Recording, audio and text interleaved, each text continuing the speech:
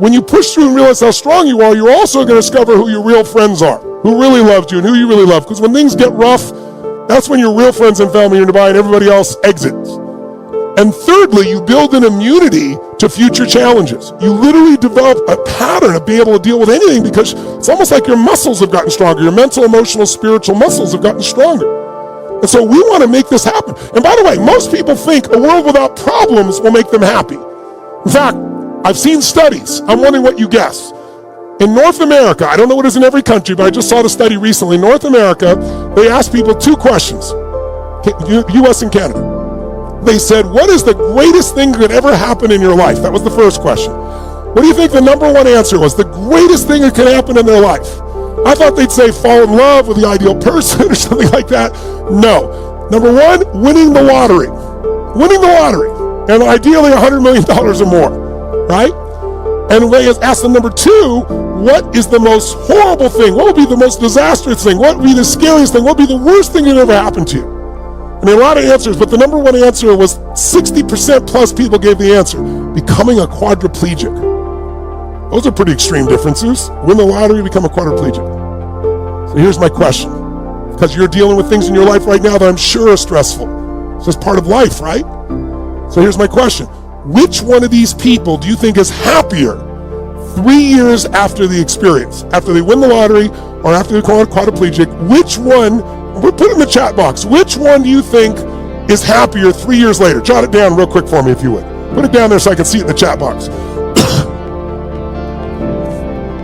Go ahead, there you go. Okay, good. Now, almost all of you are saying the quadriplegic, and you're wrong. I trapped you. It's the obvious answer here, right? No, it's not the quadriplegic.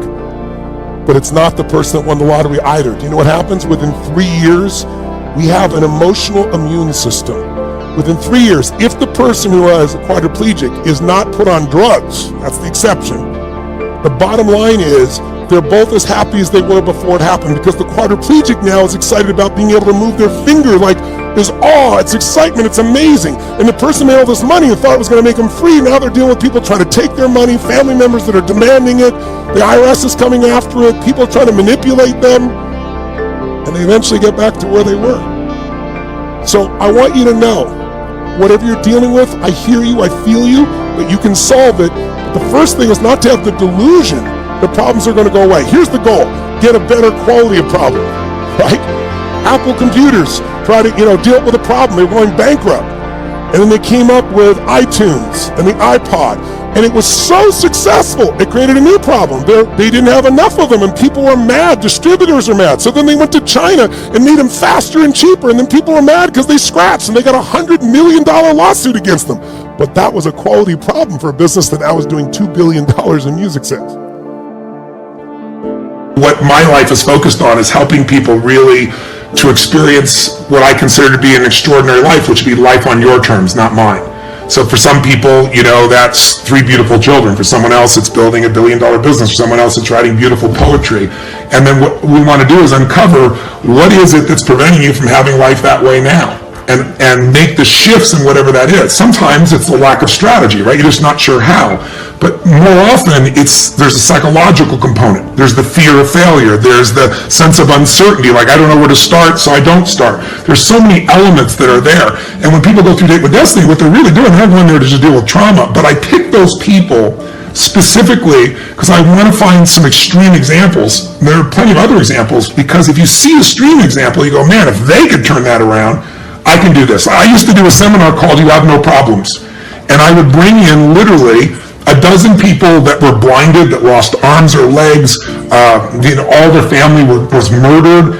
But I picked them because these people were truly happy.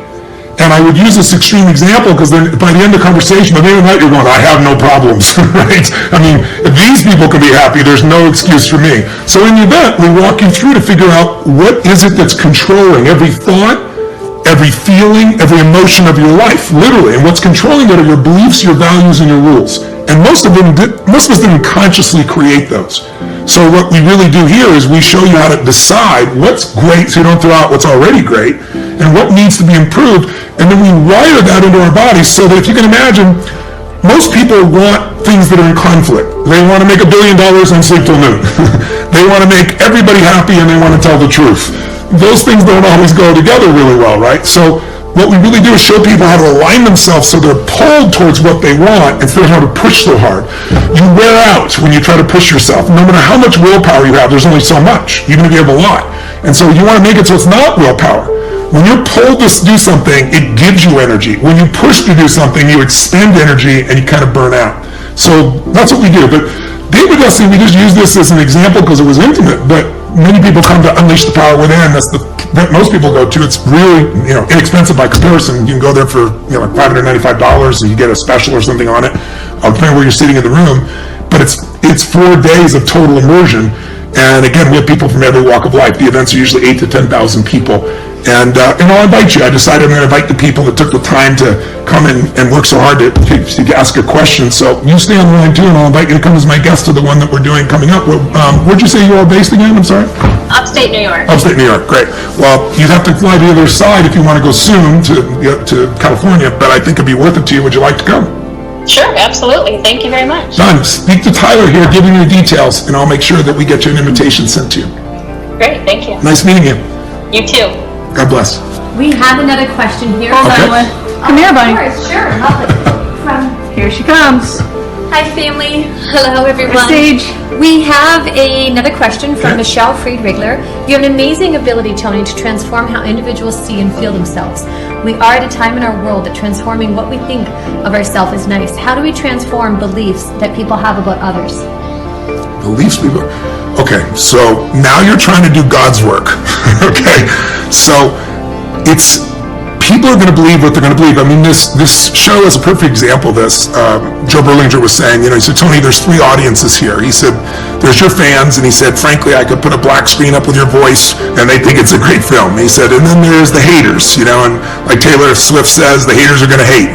Someone who doesn't even know who you are, doesn't have an experience, and doesn't really want to know, who might even be threatened by it. He said, you're not going to change those people's opinions. And he goes, I'm not either. He said, but the people in the middle, people like me that were skeptical but not closed, people that, really want to improve their life still, he said, that's the vast majority of people around the world, and that's who this is really for. So in my case, I even know I'm not going to change somebody's view, and I've got a lot of influential skills. But I would say to you, is they're trying to change what people feel or believe about someone. It's to really work on you. If you go to, get on an airplane, and the first thing that happens is they say to you for emergency procedures, if there's a problem and we lose oxygen, right, what do they say? These things are going to pop down and they have oxygen, and the first thing you're supposed to do is put that oxygen mask on your child, right? Wrong. They say you're supposed to put on yourself first and then your child. Now, why is that?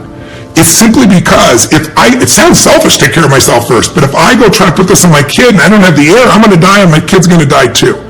So I think we've got to make sure that we work on us, that we master us. If you can change your feeling where you're not judging other people so much, if you can find places in your own life where you're fearful about what people think and you can learn to let it go, now you can help somebody else do that because you're an example of it. But trying to tell someone verbally how to do that when you haven't done it, it never works because you just don't have the skill. And if you don't have the skill, how are you going to expect to transfer that to somebody else? Are you and I, are we responsible to do something about this since we have this awareness and understanding? Yes. Or should we just f*** it over and just go, well, it's over and there's nothing can be done? No, that's one thing I really, really want to do something about. I know that. So that's why I'm staying with you on this. Because there are about 20 other things I need to do and it's changing the time frame, but I think this is too important. I think this is more important than what we were going to do in some ways. I know it's more important for them. And I know that if you don't do this, you won't be able to live with yourself. Which is already how you felt, because you've known this even though you couldn't word it this way. At some level you've known this, have you not? And you felt guilty about it, I assume? Yes. Yeah. Now, can I just tell you something? I've been very intense here, and you know that I'm not harsh with you, but I've also been intense in terms of putting this on your shoulders. But I have to remind you that I love that you are willing to do something about this, and you're so committed, and you will. This was all part of a stage that was important for everybody. And you're never going to know why, and you don't have to. Your son's gift from all of this is he's in touch with the sensitivities of life. And because of that, the feminine side of him is well developed. If all we do now is get the masculine side well developed, he'll be the best man he could possibly be. Because the truth is, we want to develop both parts of all of us, don't we? That makes us more whole people. We just want to make sure when both parts are developed, we live primarily in our essence and we have access to the other. If I was just masculine, you wouldn't be listening to me. And most of the people here, most of the women here certainly would not listen to me. But they've seen there's all this femininity as well. There's a feminine energy, there's a caring, there's a sensitivity in me that's gigantic. And there's a masculine part that's gigantic. Since both are so developed, I can go back and forth for whatever needs it. But what guides me is this sense of mission, which is a masculine force. And there's a discipline and a focus to it. So we wanted to have both. So can I just remind you that you gave him beautiful gifts?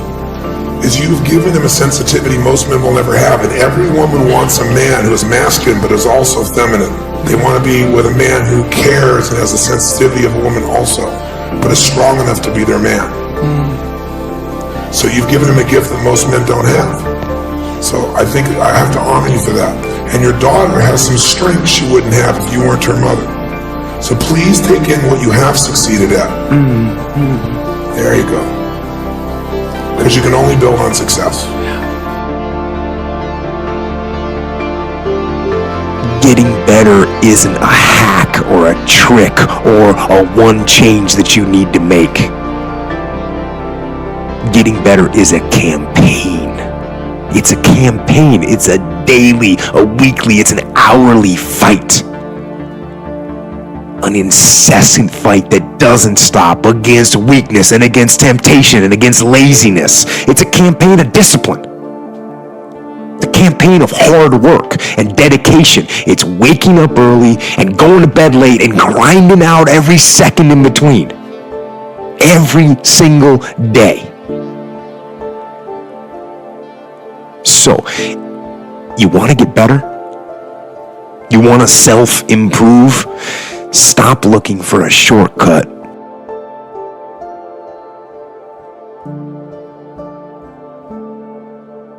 Rule 4. Compare yourself to who you were yesterday and not to who someone else is today. Because if you're comparing yourself to someone else, I mean, first of all, you don't know very much about the life of the person you're comparing yourself to. You don't know it. You know it across all of its dimensions.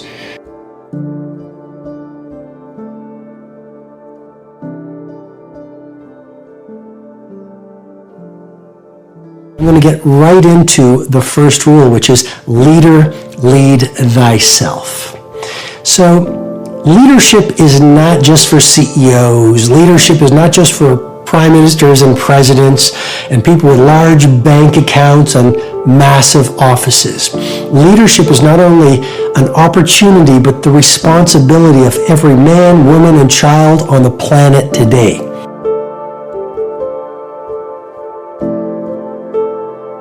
And I can't compete with these guys. I have the complexion of rejection. 14 years, I silenced myself. Wow. And so I regret that, because there are some people that maybe if they'd heard my voice, they would not have turned to drugs.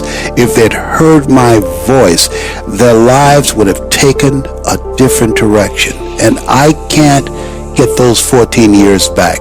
That haunts me, and I think that drives me when I speak with such energy. I'm trying to make up for that time, but I can't. Yeah, and if jiu-jitsu's not your thing, whatever the your thing is, just go and do it. Just force yourself to do it. And if you feel like because you ate lunch, then your lunch was, filled with bullshit, well then, hey dummy, don't eat lunch tomorrow. Tomorrow try a nice salad. Yeah. Try a salad with some salmon and see how you feel then. You're like, hey, I feel way better today at 6 o'clock. Duh. Yeah. Now your decision making will be better. Like people don't understand how significant it is. Like all these little decisions, those are like that's the path for the rest of your existence on Earth. And if you decide to go to Cheetos chocolate chip cookie route, you're just making a path. You're carving your path through broken rocks and glass, and it's not the way to go.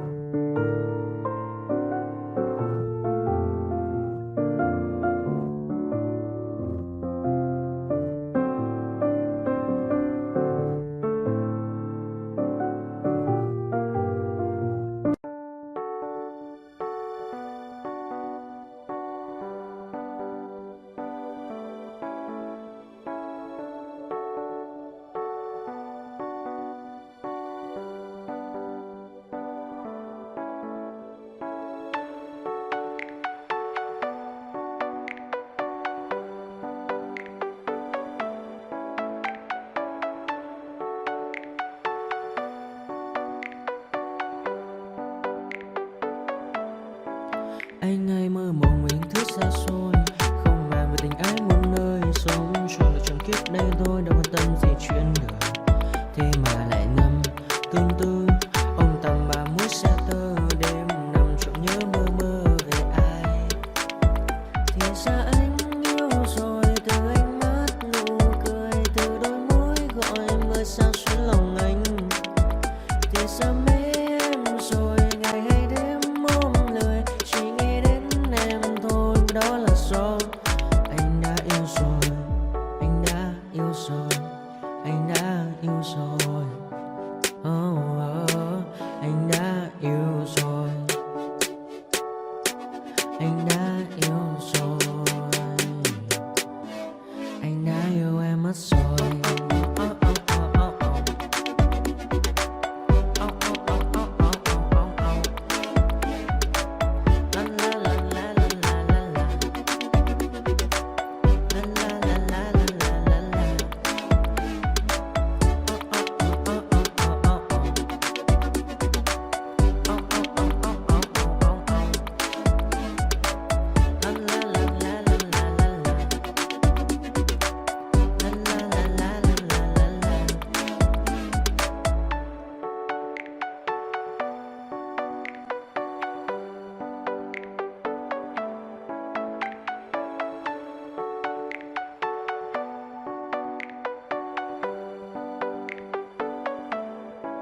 Anh hay mơ mộng mình thứ xa xôi, không đàm về tình ái muôn nơi, sống cho là chuyện kiếp đây thôi đâu quan tâm gì chuyện đời.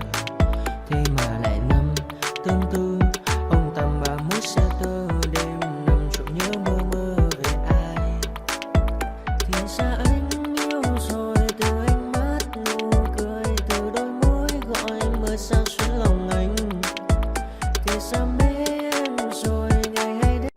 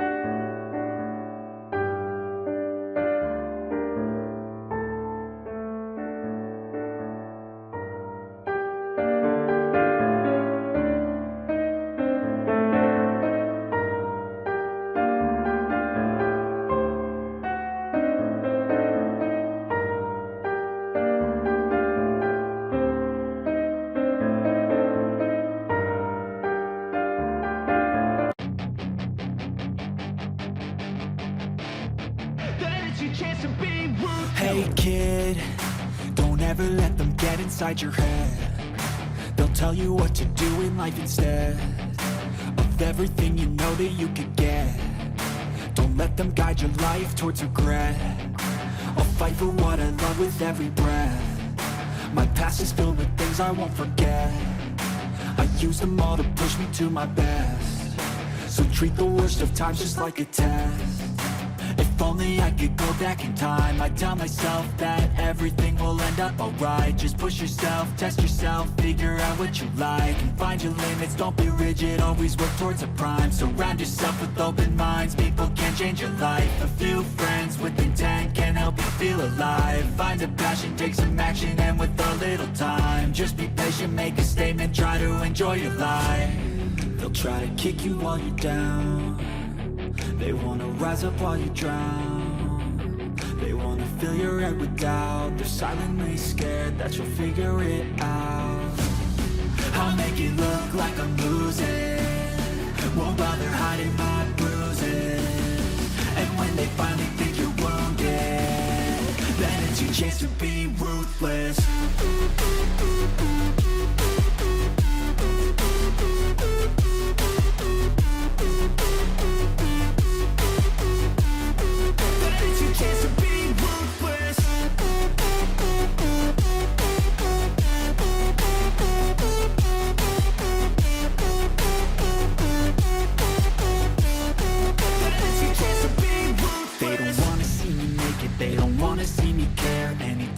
some progress, I can see that they compare. I think everyone's against me, maybe something in the air. Am I paranoid? I swear a void is forming and they're scared I walk a